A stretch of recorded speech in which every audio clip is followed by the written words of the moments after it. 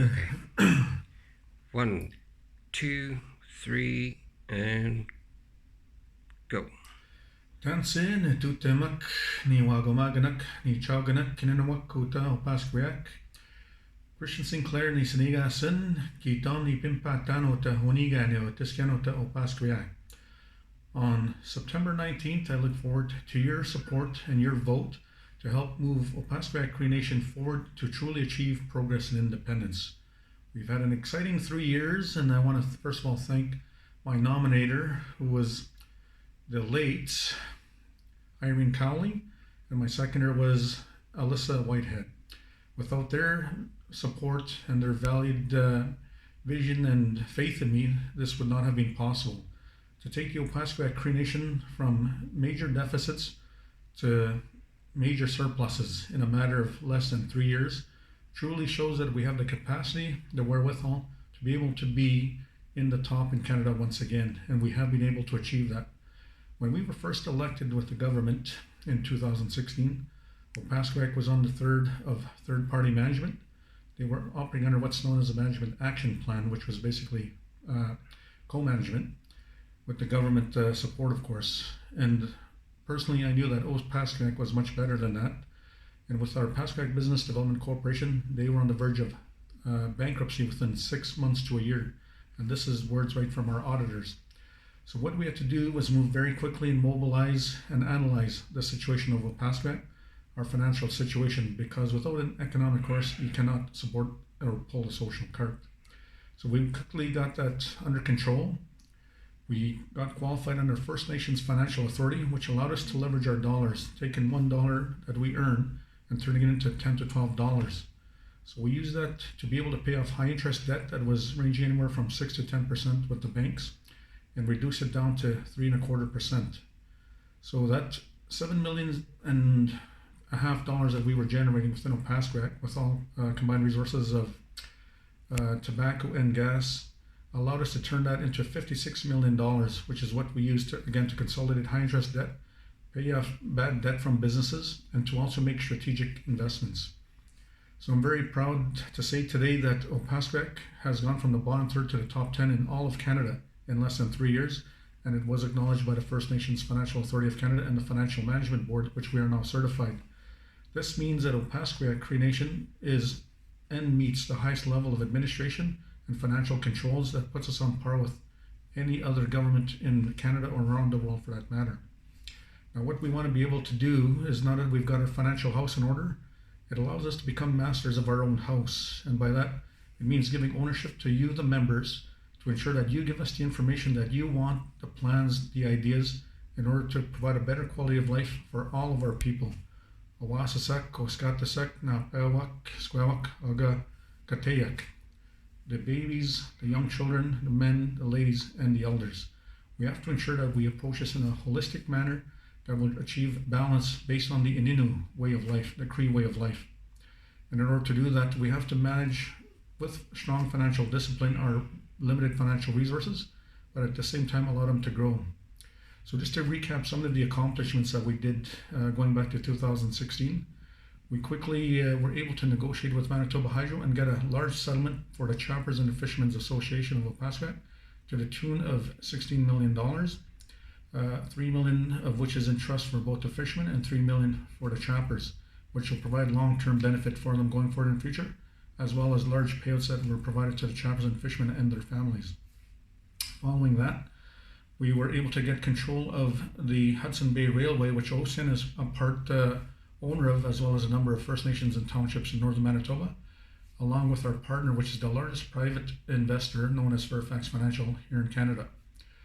We also then negotiated 50% control of the forest management license for Canadian Craft Papers Limited, a New York company that bought out Tolko, which means that there will be more service contracts and contracts out in the field to harvest the trees so that we get a fair share of our products within the Opaskwayak Cree Nation. When we looked at the budget, when we got in originally, the budget was $52 million for Opaskwayak Cree Nation. Today it's $73 million, which means that's over 38% increase of funding in less than 3 years, which is incredible to say the least.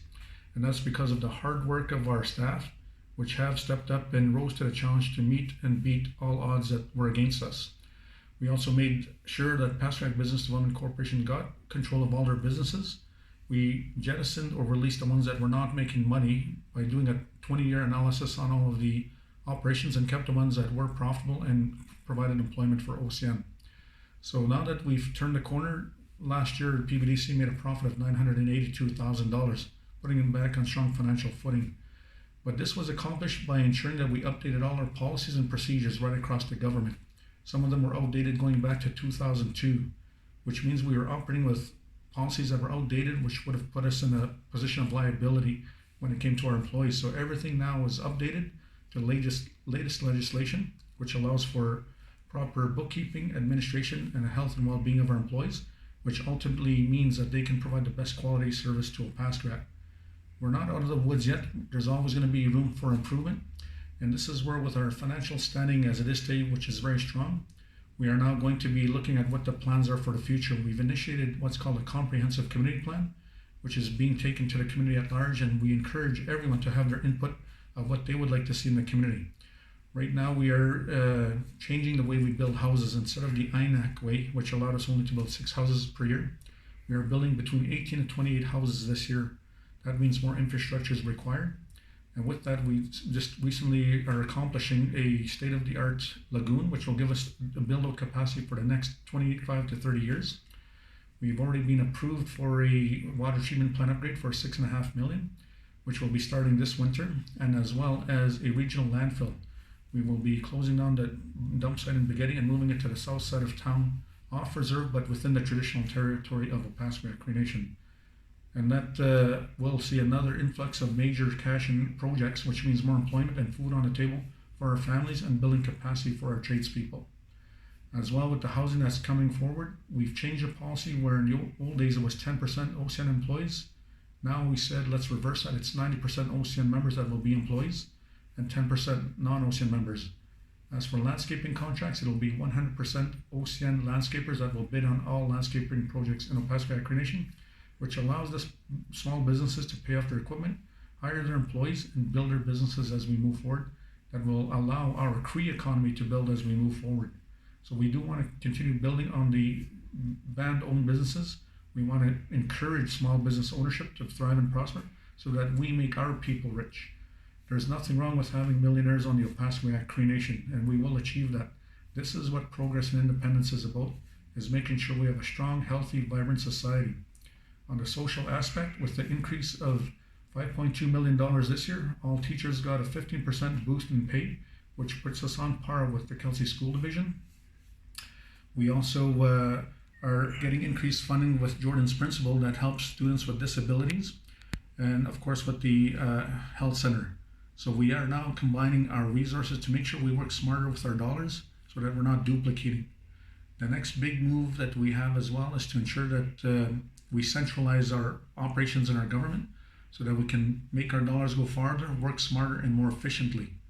In order to do that, in communicating not only with the province and the country and around the world, we did a cost-benefit analysis that allowed us to be able to compare the old MTS antiquated system that we had, which is an old system, and basically compared it to what it would cost to build a new fiber optic state-of-the-art infrastructure for telecommunications. It only costs 20% more. That will be paid off within 5 years without upsetting any of our budget requirements. So Opaskwayak is the first and only First Nation in Manitoba that has fiber optic capacity. We are going to go to a phase 2 to do a study on what it would take to hook everybody up in the residential areas.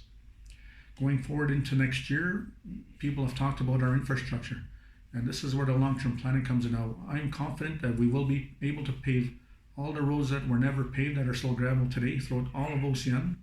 We will be paving all the parking lots of all the building locations, including the schools, the Veterans Hall, the CFS building, the RCMP building, and then repairing all other roads that have needs for improvements. Where there's potholes, the roads are torn up, we will be fixing it all so that we get our roads up to standard. As well, we will be putting streetlights all the way down to Pike Lake and throughout all the streets that are required for safety concerns and issues.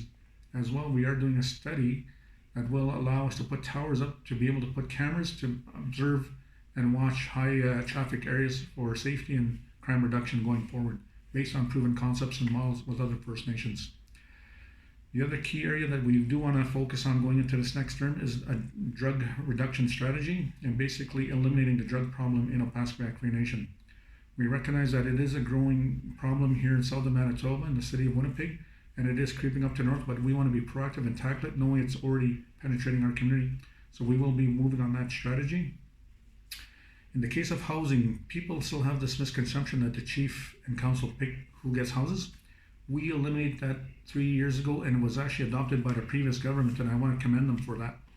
Because what it does, it eliminates any favoritism, any nepotism, any political bribes. So it goes into an application process, and when the application is going, they go to a selection committee with a number. So the selection committee doesn't know who's applying for the house until it's returned back to the housing manager. When they open up, they cross-reference the number to the name. Then and only then do they know who got the house. That does not cross the chief and council's table at all, or the Oniganu Oneshtigawa. One of the other key areas, and I'm very proud to say, is that we brought the elders to sit right alongside us at the council table with the Council of Elders. We also provide a budget now for a community of elders at large, knowing that we have over 264 elders in the community. This gives them an opportunity to voice their issues and concerns and to start working with the community, but more importantly, engaging them with the youth of Opaskwayak Cree Nation. So they have gone through a conceptual plan to develop a youth and elder center. If this becomes one of the priorities for Opaskwayak and they want that, then so be it. That's what we will move on to develop our infrastructure. So in order to do that, we got to maintain the path we're on and continue the trajectory of growth. By doing that, we expand our economic horizons, not only within the Opaskwayak Cree Nation, which has a limited market, limited dollars floating in our community. We have to think outside the box. So what we have done is we've invested strategically in the emerging market of cannabis, which now has us as the largest private shareholder of the largest retail company in Canada, and growing. We've just recently achieved 35 stores as of September 11th, and will be growing even further. Our goal is to achieve 40 locations this year, and by next year 110 locations. As the share prices rise, we sell shares strategically in order to bring money back to pay off debt and to invest in Opaskwayak Cree Nation. We are also providing and lending strategic loans. Two examples that we did is last year we lent $35 million for a short-term loan of 90 days, and we actually returned back $3.5 million back to the Opaskwayak Cree Nation minus our interest costs. As well, we just recently loaned another $27 million, which will be paid back within less than 6 months, and that's going to return another $2.7 million back to the Opaskwayak Cree Nation. These new dollars that have never been afforded to Opaskwayak before allow us to offset any shortfalls in the community and to be able to enhance our infrastructure, our quality of life, our social needs, and boost up supports for the elders and for the youth and for the community at large. It's working very successfully. We'll continue to do that. And our latest venture, where we've invested in the national company that's a investment company for the cannabis industry, but will grow to include other industries as it goes global. This is the first deal of its kind in Canada, and as a major shareholder, I'm very proud to say that OCN is leading and cutting new areas of development for First Nations in Canada in general. So with that, we look forward to your support going on September 19th for your vote, knowing that Opaskwayak is moving forward. We will be improving our infrastructure, we'll be improving housing, we'll be improving education, we will be improving our social needs, we'll be getting more people trained, more people employed, and ultimately getting more graduates from the Opaskwayak Cree Nation. Just this past year, we had 74 graduates. The town of the Pas MBCI had 73 graduates. So we're very pleased that we now are on par with them, and will continue to grow those numbers, meaning that we'll have more educated people coming out of Opaskwayak Cree Nation, more capacity, which means we've got to create more jobs and more opportunity. So with that, we do have a procurement strategy in place now that will ensure that any goods and services that Opaskwayak needs from any department will be provided by the Opaskwayak Cree Nation members to start those businesses and keep those Cree dollars in the Cree pockets of our Cree families. So on that note, again,